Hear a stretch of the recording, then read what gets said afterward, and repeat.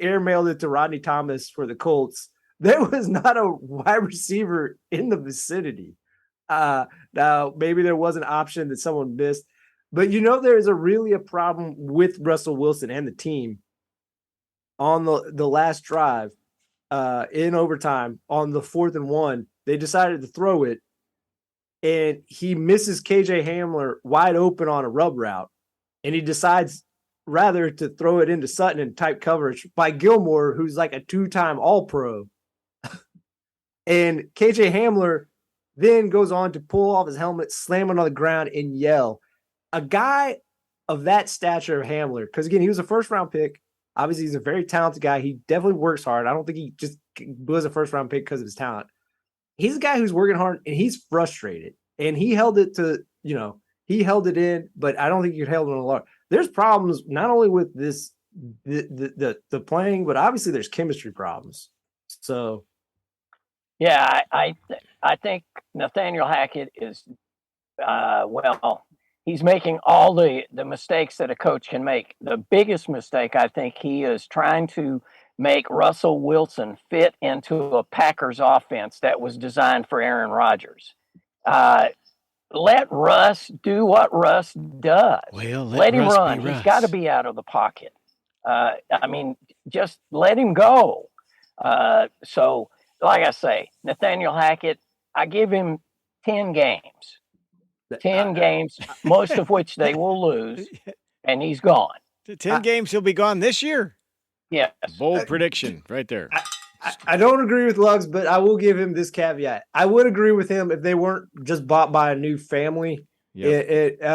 Because I think they're just going to evaluate everything and they're going to wait to the end of the year just because they bought this team. If this was a regular situation where it was like ownership, I mean, he maybe doesn't make it 10 games.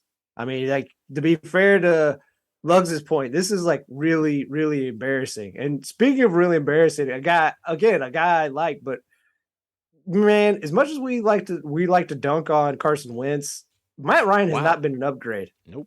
He's turnover prone and he absorbs a lot of sacks and he doesn't generate the random big plays that Carson Wentz still can. So he's actually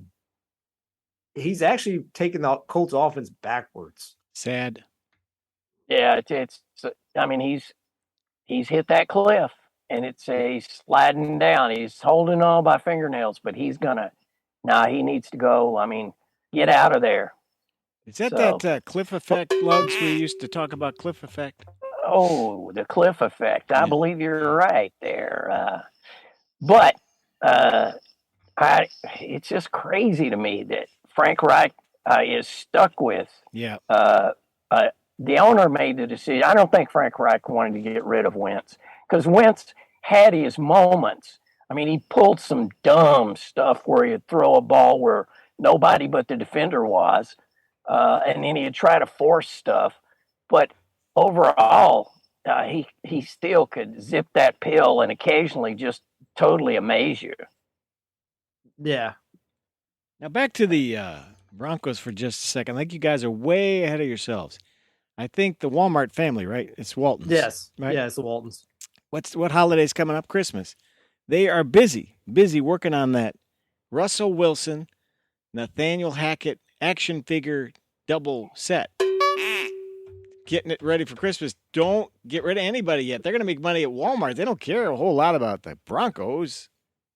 But I do believe we will look back on this year and see that it's a wasted time for Russ. A wasted season for Russ. All I got to say is there's going to be a special over on the aisle there with Nathaniel Hackett laying in the tray. You can get him for $9.95. Come on down. Right there next to those Pez dispensers with the candy in them. Maybe those, on the candy and the batteries, cans. Yep. Yeah, get yourself a bunch of AA batteries for Christmas morning and a coach. Just put him in the bag. You got the elf on the shelf? Could you have the coach in the bag or something? Something like that? Yeah. Oh, yeah. All right. T-Dog, what was that other game, man? The other game that was actually entertaining, again, none of these teams have really aspirations in terms of actually competing for a title. Bears versus Vikings was actually it started off looking like it was just going to be Vikings clubbering. I just want to give them credit. They were smart. Jalen Johnson was out, their best corner. The Bears is, I believe this is his third game missed, and they picked on Jalen Jones all day. It really helped them convert. They converted 12 of 15 on third down, 80%. They converted 80% on third down, the Minnesota Vikings. And Justin Jefferson, I mean, it's shocking he didn't score a touchdown. He did everything else. He had 154 yards receiving. Now, I know this will make Lugs feel good. I've defended Cousins a lot, and I have not completely given up on him, but my feelings really soured on this game because this is a really overwhelmed Bears team. Then they have a lot of pieces. They have some interesting pieces on defense, but overall, they're not good. He still almost lost this game to this bad defense. That pick to Kendall Valdor. Yeah. During that drive afterwards, Fields had a TD run nullified by a block above the waist. They still ended up kicking a field goal and taking a 22-21 lead on the Vikings. I mean, if this is how well he played against a bad defense, I mean, what's going to happen when he plays against a good defense? I mean, I'm just worried. The last thing I'll just say is this was easily Fields' best game of the season. I mean, that's not a large bar to best test. Half a game anyway. Best half. Yeah. I mean, he hit a nice deep shot to Mooney before the end of the half. Crazy catch on that, by the way. Crazy catch. Yes, that set up that Montgomery touchdown, and he was the team's best runner with 47 yards. And again, if that run didn't get nullified, I think he would have hit 100 yards running. So he looked, but I guess the main overall thing, he looked decisive. But still, the thing I worry about is this team just lacks weapons. I mean, but outside of Mooney, I know we've talked about how great Cole Kmet is. I mean, Cole Kmet's just a guy. He's a work in progress. I mean, I wish he was a work in progress. I think he's just a guy. I hate to say that. Hey, guy. And I just worry that this is going to really stunt his development going forward. Hey, Lugs, your development was stunted a long time ago, wasn't it? I mean, just, in general. Oh, yeah. Yeah, I that's that bowling ball that got dropped, so, yes. Enough said about that. Okay, did we miss anything else we wanted to hit tonight? Any little tidbits? Or I want to go back just one moment. Did you guys see the Draymond Green punch? Did not, sir. Missed it. He laid out Jordan Poole.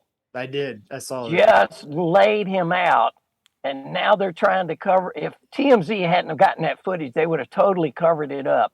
Now Draymond is taking some time away from the team. If I were Jordan Poole, I mean, first of all, now you've got to go through a season with these two guys on the same team, and Jordan Poole just wants to clock Draymond. And sooner or later, I think he will. But Draymond Green should pay Jordan Poole at least $250,000 of his $27 million that he'll earn this year. A little pocket change. And Jordan can give it to families. I mean, Draymond and his wife were complaining about Boston Gardens and people using curse words when they were playing there and screaming at Draymond.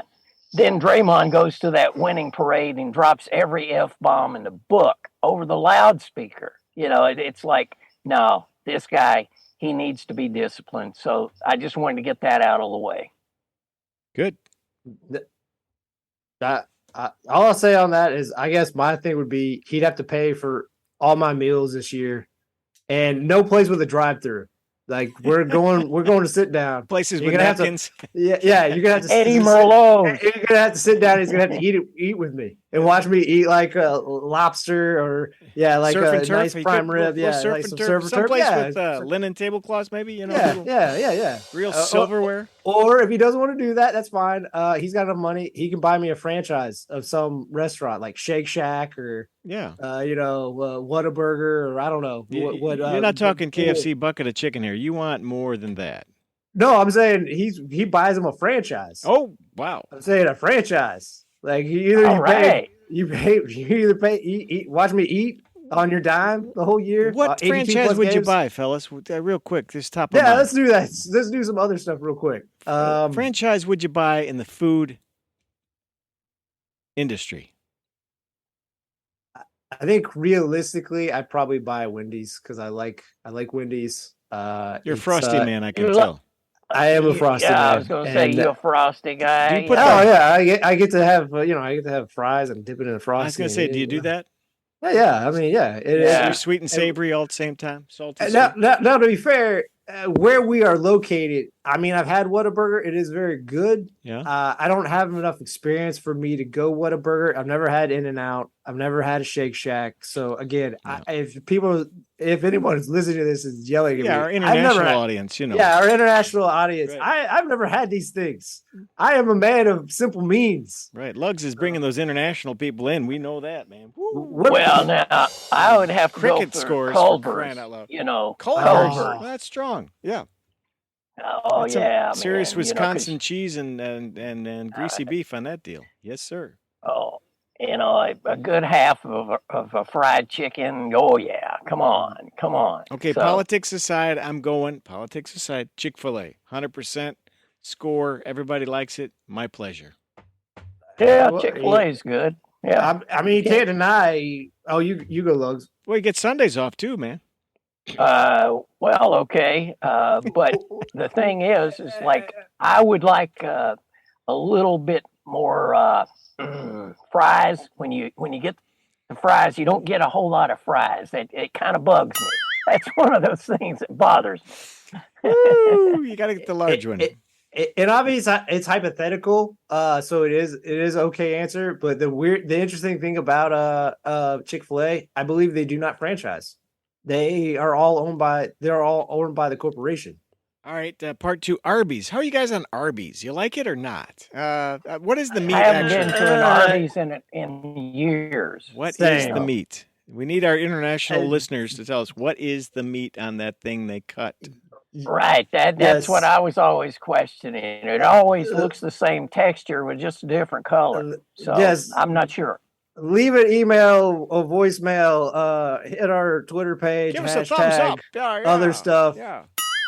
But what about? But you got Ving Rhames as the voiceover guy. We have the meats. I mean, that's strong. That's right there. That's worth it to me. I mean, but we're getting a franchise. We're not getting to choose the branding, right? Or the advertising campaign, or the voiceover Yeah, their guy. branding's strong. I'm not Spoken like a disagreeing. marketing man. I mean, look, I like Greg Robinson, but those Pizza Hut commercials aren't doing anything for me. No. I'm sorry. No, They're not. No, that tablecloth he wears as a coat. Yeah, When was that a yeah. good idea? Well, if we're going to discuss commercials, I love that Andy Reid State Farm commercial. The new one That is pretty funny. with the That is mustache. actually pretty funny. He reminds me of Peyton. He's got comic timing. So, Well, and the only thing I'll say about State Farm, I think Jake, look closely now, or international audience maybe too, if they get State Farm commercials, I don't know. Jake, that's a hairpiece, fellas. That is a wig on his head. Look at the hairline. Watch it go all the way around. I think Jake from State Farm. Wig. oh man, Look I'll closely. have to look now. I just Give us a thumbs up. Send us an email. Let us know you like that or not. Okay, are we coming to the close on this deal? I'm pretty sure. T-Dog, I think so. Let me just you go. go ahead. Go ahead. I'm just Dog. gonna I've unload interrupted a last little quick hits on the NFL. Josh Allen is a machine. Throws 424 yards, 4 touchdowns, interception, 442 yards rushing. If Gabe Davis emerges as a 1A like he did in this game, Buffalo is just gonna throttle their opponents for the rest of the year. Another quick hit. Chargers, Browns are both talented teams that at times are well coached, aren't well coached and underperform. If you watch Nick Chubb and Eckler, they were running through tackles like the arms were made out of crepe paper.